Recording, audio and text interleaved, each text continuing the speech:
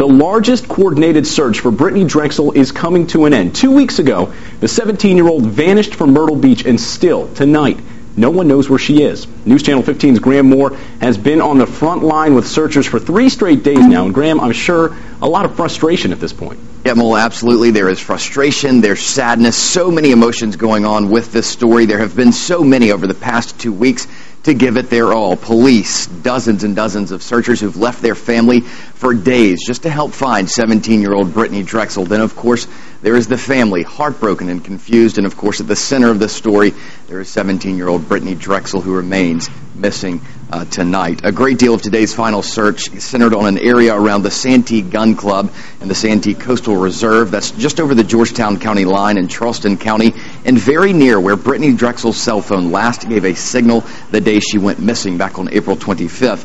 Now, late yesterday afternoon, Myrtle Beach police got a tip that created significant interest in that spot in the Coastal Reserve there. Cadaver dogs, mounted horses, and ATVs, helicopters, they all returned to the area today. It's a swampy, alligator-infested stretch of land, but at the end of the day, after hours of searching, they found nothing. Now, the lady who's organized much of this effort says there is a point when you have to end the searching. We've used every avenue of search personnel, every sector, meaning horse, ATV, boat, sonar, dogs on water, dogs on land. And so at this point now we have to definitely look back and see if that's all we can do at this point until some more information produces.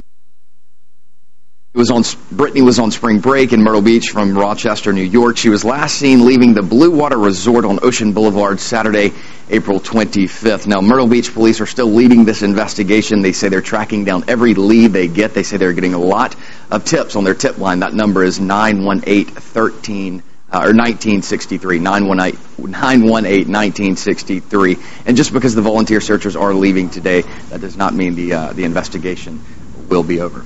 Absolutely, and I'm sure we'll stay up to date on that. Thanks, Graham. Now, there is a total of $12,000 in reward money now being offered. Details about that can be found on your website, carolinalive.com.